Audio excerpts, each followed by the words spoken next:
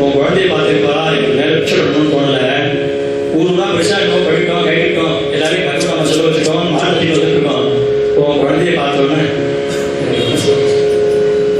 அவர் சொல்றாங்க, கிரகஸ்த சன்னியாசி அழகா, இந்த கிரகஸ்தன் ஞானமானா பேசலாம். அதாவது பூர்வ ஜென்மத்தில் படிக்கிற பாப்ப புண்ணியத்தை அனுபவிக்கிறது நீங்க கஷ்டப்படுறீங்களா?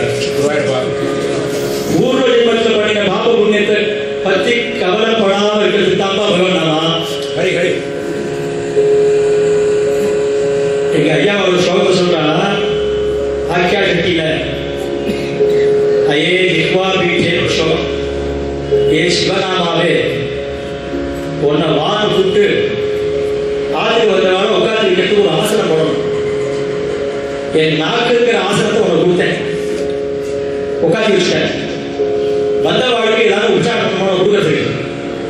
எங்கிட்ட எத்தனையோ ஜென்மால பண்ணின பாப்பங்கள்லாம் மூட்டை முடியாது, அந்த மூட்டையை உனக்கு சமர்ப்பணம் பண்ணணும் அப்படின்னு சிவநாமாவே வா ஏன் நாங்கள் உட்காந்துக்கோ அப்படின்னு சொல்லி கூப்பிட்டு நான் பாப்ப குட்டையெல்லாம் உனக்கு அர்ப்பணம் பண்ணுறதுக்காக திரும்பி பார்க்குறேன். பாப்ப குட்டையை காணும்.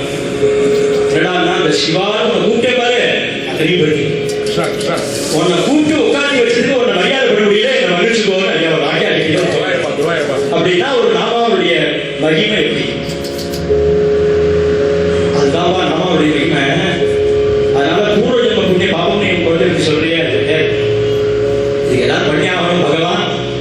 நாங்க பண்ற நாம சித்தாந்தம் உண்மையா இருந்ததுன்னா அந்த குழந்தை ராமநாமஸ்வரம் அப்படின்னு போதே நாள் இங்க தாவாரத்தில் சங்கல்பம் பண்ணிட்டு இருக்காரு. இவர் பாதையில் பிக்ஷை எழுதிட்டாரா, அந்த சுவாமிகள் சாப்பிட்ட இலையில இருந்து அந்த உச்சித்தத்தை எடுத்து சாப்பிட்டு குழந்தை கரிவாலாம் சுவாமியோட போயிட்டார். குழந்தை என்ன பண்ணுறது கண்ட்ரோல் பண்ணார். உச்சித்தத்தை எடுத்து சாப்பிடுது. என்ன ஆச்சரியம், ஆச்சரியம் எப்படி இருக்கும்? இதுக்கு முன்னாடி ஒரு ஸ்லோகம் என்ன, ராமாக்கியா ரத்னமேவ ஸ்ருத பபுஹு அனிஷம் நோக்கி போதேந்திர ரத்னம்.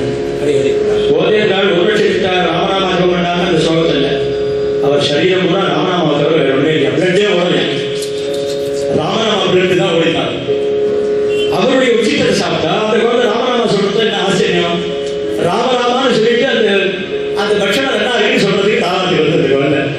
குழந்தை சந்தோஷம் இருக்குமா? அந்த ஸ்லோகம் கிருஷ்ணபிரவி சுவாமிகள் இந்த ஒரு ஸ்லோகத்தை இந்த சரித்திரத்தை கூட சொல்லிட்டார்.